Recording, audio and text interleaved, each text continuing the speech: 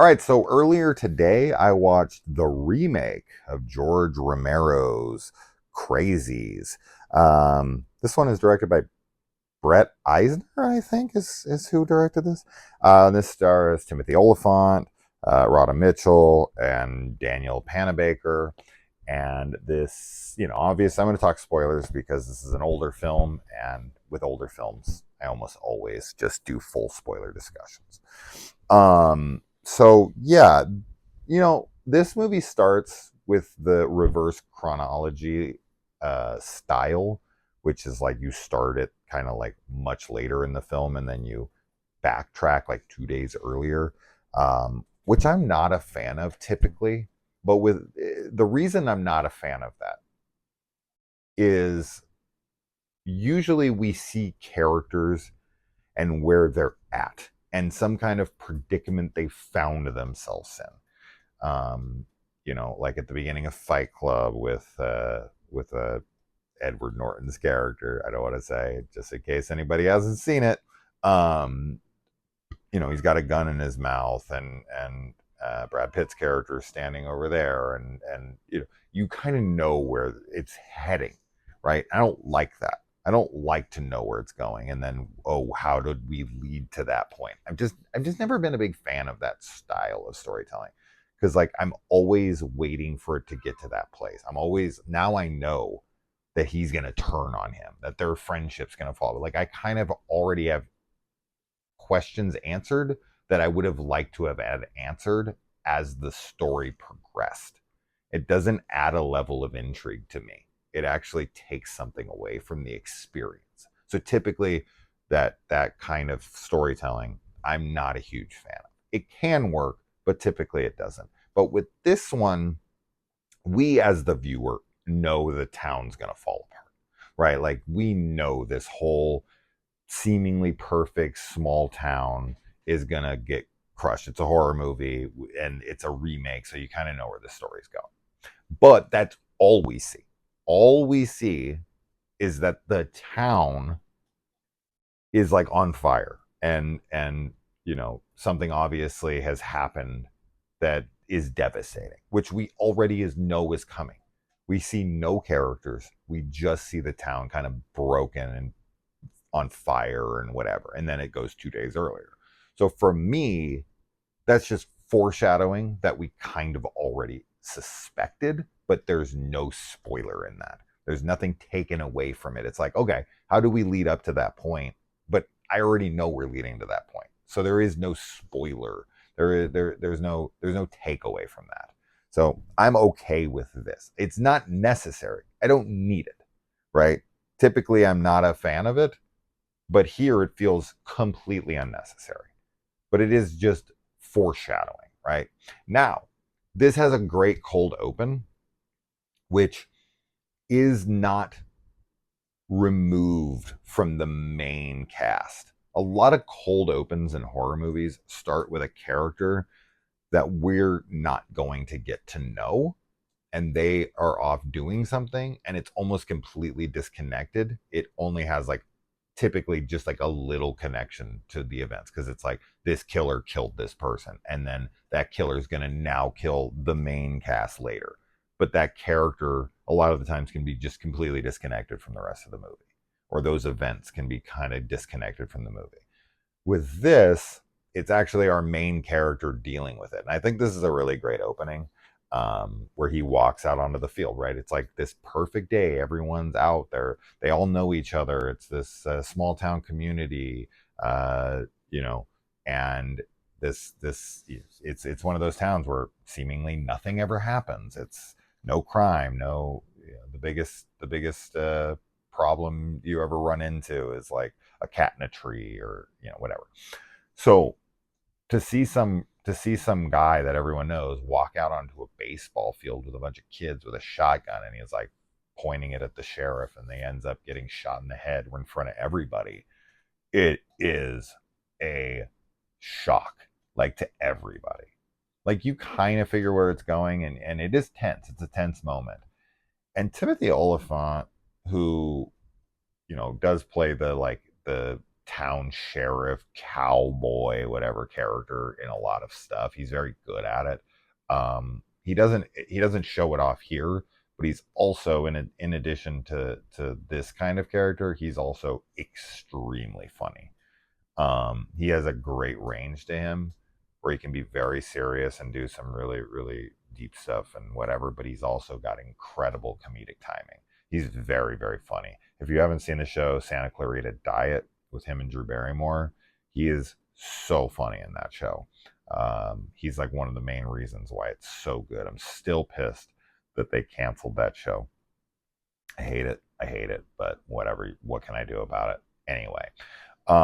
So yeah, once again, really cool opening, and it sets a good tone because it's like, when you live in a town like that, you are kind of like on your guard is down because you just think nothing can happen and everyone around you. And yeah, maybe if some like drifter came into town that no one knew and yet you could keep your guard up against, but it's like your neighbor that everyone knows, and he's like a normal dude, and then he just randomly walks out onto the field and starts shooting people. And I think that's where probably my first problem with the movie lies, is that because we get this like shot from a satellite and that the government's watching it, you kind of know that this is something that the government has an eye on and is eventually going to infiltrate and quarantine and come in and take over.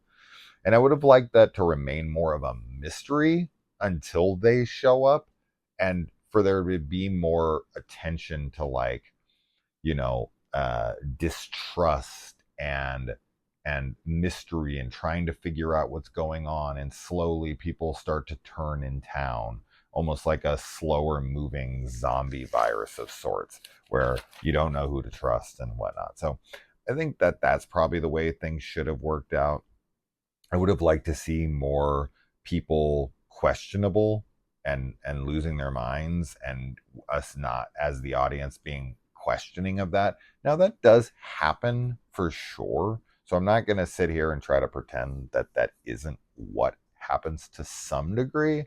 I just think it could have been played on more, to elevate this. This is a film that I've never been a huge fan of. Um, I probably liked it the most this time around, but I'm still kind of just like, it's good. It's good. I don't love it. I don't hate it. I'm kind of in the middle on it, leaning more towards like than dislike. The more I watch it, the more I'm like, yeah, it's a good film. It's very reminiscent of this time period in which this came out, with like Daniel Panabaker making this and like Friday the 13th, and I don't know, it has that kind of feel to it. But yeah, so um, moving on. So yeah, we got a population of 1,260, so very, very small town. That's a super small town. I lived in Sedona for years, and that was a small town. That had a very small town feel, but it was 10 times the population. So 1,200 is so tiny. This dude burning his family alive after locking them indoors, and then the fire department shows up and he's outside. We don't get to see this, unfortunately, because I think this would have been a really cool visual. So it is a bummer that it isn't included. It's just spoken about. So we have to like mentally fill it in, which sucks. But the fire department says that he was outside mowing his lawn as they got there. Showing him out mowing his lawn when they pull up and the house on fire in the background would have been a fantastic visual. It's such a shame that they thought of it but didn't commit to it, because it's not like they didn't have a house on fire, right? Like with some budgets, you don't have the ability to show the house on fire. So you have to show like lights on someone's face. Like you get a light that does like firelight, and you shine it onto somebody. So, and then you just focus on them as the house burns in the background, because you don't have that budget. But with this, it has a big budget, and you do see the house on fire. So they have no excuse for coming up with this idea that he was mowing his lawn when they got there. Now, unless I missed that, unless I totally missed it, but I don't think I missed it. They just get there and then they talk to him and they're like he was mowing his lawn. So I just find that to be a shame because that would have been cool. There is a good shot in this though when his wife does go out to the barn and he has like is what is that thing like a is it a combine? I was gonna say concubine, but that's a prostitute, or whatever. Yeah. So is that what that thing is? This big churner for like crops or something. But there's some really cool shots in there with the light through it and her standing in front of it. Now it feels pretty stupid though. She would stand in front of it when he's having mental issues like he is, and all he has to do is push that thing forward and it's over. But I mean, she gets a worse death, man. She gets freaking burned alive. That's about the worst death you can with her child, even. So that's pretty brutal. Um, and then yeah, I mean, anytime you get quarantined and there's these kind of like faceless threats that come through your town and these you know like hazmat type outfits, that's just terrifying because you're so in the dark. Things have already been happening in town, so you're already kind of like wondering what's going on, scared, and then this happens, you're just going to be completely powerless too, right? Like that's the big issue is like you genuinely feel like when the military comes, right? It's like what are you gonna do, right? That's kind of why I laugh a bit at the Second Amendment when people are like, we gotta be able to defend ourselves against a tyrannical government. It's like, yeah, back when that amendment was written, maybe you had a chance. But nowadays, when they got drones and tanks and fighter jets, and like, I'm sorry, I don't care how powerful you think you and your friends are with your little gun collection, but you're not taking on the United States military. No one in the world can take on the United States military. Um, so, not even close. So yeah, it's just when you feel that powerless when this whole freaking military unit comes into town and just everyone they all have just automatic rifles and just outnumber you 20 to 1 and you're just what do? Like you don't do anything. You basically just freaking are you're a victim. You're powerless. It sucks. It's the worst feeling. No one likes to feel powerless. Unfortunately, that's why we have a lot of bullies in schools because they're usually getting bullied at home by their parents and feel powerless, so they try to take the power back when they get to school. So yeah, nobody likes feeling powerless. It's a terrible feeling. And there's actually a pretty good line in here. We don't know the context of their relationships, but the Timothy Oliphant's character and some other guy are like going back and forth, and David is Tim's name in this. David wants to go find his wife Judy, and the guy's like, "You can't, this and that, and like we just got to do what they say." And then he's like, "You know, I won't ask. Don't ask me why I have to go save my wife, and I won't ask you why you're so fine leaving your wife." I'm paraphrasing, but it was like like a cold, like he really got him with that one. It's like, damn, bro, 100%. I mean, I don't know what this guy's relationship with his wife is like. He may hate his wife. His wife might be the worst. I might, if I knew their relationship, be like, fuck yeah, I'd leave her behind too. She's terrible. I'm glad he did, right? If like we had a show where we got to know this terrible character and you're like, I wouldn't go back for her. I wouldn't risk my life. I wouldn't do anything for her. But of course, I can only think of my own wife, and I'd do literally anything to get her back. So yeah, I'm totally on David's side on this side of things. But once again, I don't know the context. But that being said, it is a small town. David does know this guy. And to me, the way he questions it, like the way he's stunned and the way he kind of gives him that gotcha moment, is to kind of be like, you're like me. Like, you love your wife. Like, why are you not going back for her? Like, I'm not going to question why you're not going back for her, but you're being a pussy. Like, what the hell? Like, I'm not going anywhere without my wife or my kids, right? Like, no matter what, or my dog or my cat. Like, they're coming with me or nothing, for sure. Um, anyway, so that there's also a scene where Rhoda Mitchell, Judy, and Daniel Panabaker, Becca, Judy and Becca are strapped to tables by the military, and then this guy comes in, one of the crazies, and he's just taking this freaking pitchfork, and he's just ramming it through people who are strapped down. That's what a, just once again powerless, right? Like that's like one of the key like that's one of the key things in horror, right? Is the power dynamic, like where you feel so powerless. That's why it's scary. It's like this thing, you have no chance against this thing, whether it's a xenomorph or a predator or Michael Myers or Jason Voorhees or Freddy Krueger. Like you just, they're so overpowered, right? It's like playing a video game and one guy has, unlimited health and every punch is instant kill and he can move his character. Your character, you can't move. You have no health bar. It's just like, it's not even fun. It's not even fair. It's like, what the fuck am I supposed to do against this?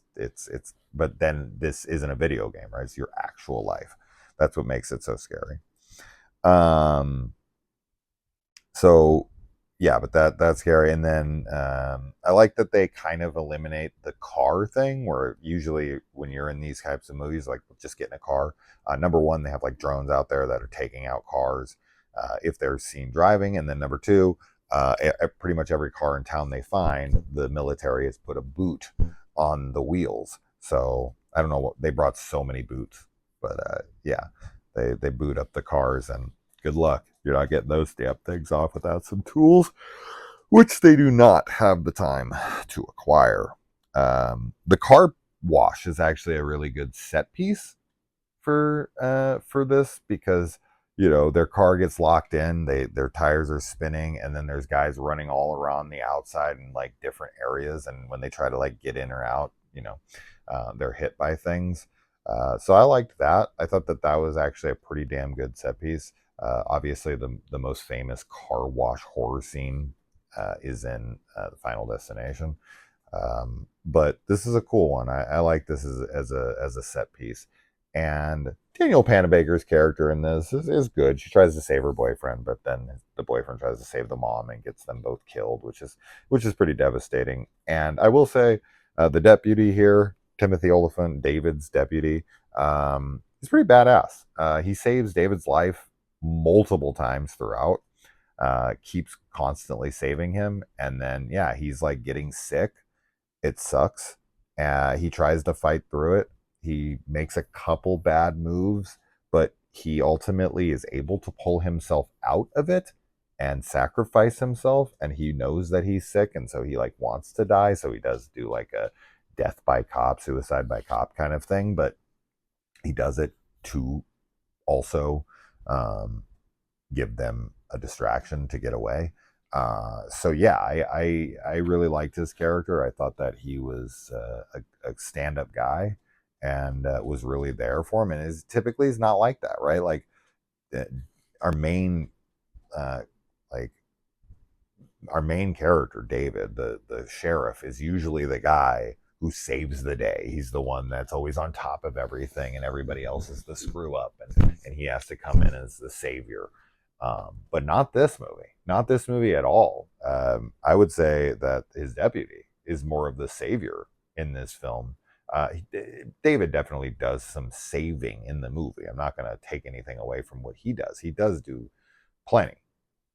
He's not useless or anything, but I was just pretty surprised that his deputy has to come in and save him so many times. So, and then he has to end up just freaking dying. Then yeah, Daniela Panabaker gets or Becca gets hanged through the car. Something gets caught in her neck and just yanks her right out. And then they go and they grab her. And Judy is a doctor. She's a medical doctor, and this girl was hanged right in front of her just recently, just passed out from lack of oxygen from being hanged. They do not establish that her neck is broken or that her trachea is collapsed or something like that, where she's not going to be able to breathe. She performs no CPR on her, no chest compressions, no mouth to mouth, nothing. Like, what Come on. I know the car's blown up shortly thereafter, but she doesn't even attempt to bring this girl back. She probably could have saved her. She just died. I mean, she just went out. They got her down seconds after she went out cold. For me, I feel like she's somewhat responsible because she didn't even try to save her. Nothing.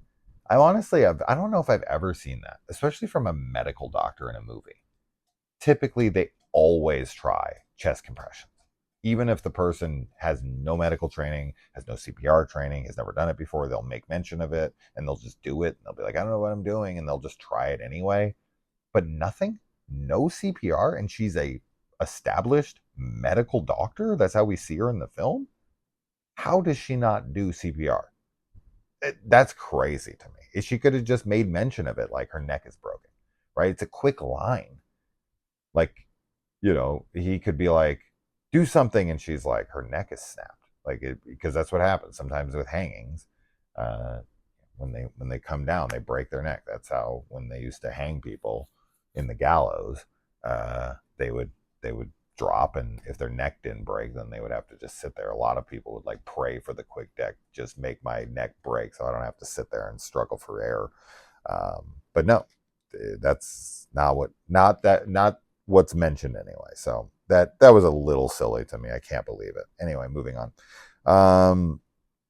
I find it odd too that they make such a mention and like a point of the car can't be on the road, right? They'll be seen in the car. The car drives out of the car wash, and then like 2 seconds after it's out there, it blows up from some missile from some shit that goes by. So they make such a point to show that, but then they walk outside and just walk straight down the center of the highway as far as they can before they come across like a truck coming at them. That what that makes no sense to me. They should have, went into like bushes or whatever and tried to like corn. It's easy. There you go. They're in Iowa. You go and you fucking get them in cornfields, and they go through there, right, to try to hide where they're at. But to just walk straight down the center of the road after a car was just bombed in the road, and you made such a deal of saying like, we got to stay off the roads. The roads, they go on the road 2 different times with a car. One, the car gets blown up. Before that, they have to pull into the car wash because there's like planes. It doesn't make any sense to me. It doesn't make any sense how they're able to walk straight down the middle of the road. Then they take down a car, which they could have used the car, but the guy's losing his mind, so he shoots at him. The guy who they pull out, the government guy, of course, is Glenn Morshower, because of course it's Glenn Morshower. He's always the military guy or the government guy. He plays it in every movie he's ever been in. It's crazy that Glenn Morshower is always cast in this role. Talk about typecasting. And then they survived the bomb that's dropped, but I mean, they were pretty close, bro. The fallout of that bomb, you know, yeah, I don't know where the bomb dropped and how it dropped and the altitude and whatever, but it looks like it's on ground impact. So yeah, they would have some radiation poisoning for sure at that close. And then they move into Cedar Rapids at the end of this, and the what it was reminding me of when the camera was showing like the footage of the satellite. It was reminding me of a lot of the scenes in the Resident Evil franchise, the Paul Thomas Anderson. Oh my God, how dare I? The Paul W.S. Anderson. Speaking of Paul Thomas Anderson, new trailer for his movie today, weirdly enough. That's what probably had Paul Thomas Anderson on the brain. But no, Paul W.S. Anderson, Resident Evil films, when they always have the cameras that are showing Alice. God, those movies are stupid. But it was reminding me of that. But then they move in, and as soon as they move in, the camera kind of comes back, and it's like they're doing a containment protocol on that city. Is that because they got through? Is that because they see that they made it out of town and that they have not been vetted to see if they're sick or not? Like, are they getting the entire 120,000 residents of Cedar Rapids quarantined and possibly infected and killed because they moved out of the containment zone? Because that's fucked if that's the case. I don't know if like the disease had spread there and they're just going to another place that it spread to because some people got out of town, right? Or if because they're moving into town, because it pulls back and then it shows the city and then it says contaminate, like uh, containment protocol, like enacted or something, which made it seem like because they were coming into town, that's why they were enacting it. But was it already going to happen or not is the question. I don't know. What do you guys think? So, yeah, there you go. The Crazies. So, thank you to the patron donations. If you guys want to become a patron or a member of the channel to support us as we put in endless time and effort into this, it is not quick. It does not take a little effort. It's a full-time job. I do this way more than my actual job. Um, yeah, I'm on this channel 7 days a week answering shit. You don't need to hear that. I'm just saying, if you want to support the channel, we very much appreciate it, and it helps tremendously. So thank you to everybody who supports the channel in any way, financially or otherwise. We do appreciate it. Other than that, yeah, I'll see you in the next one. All right, guys. Adios.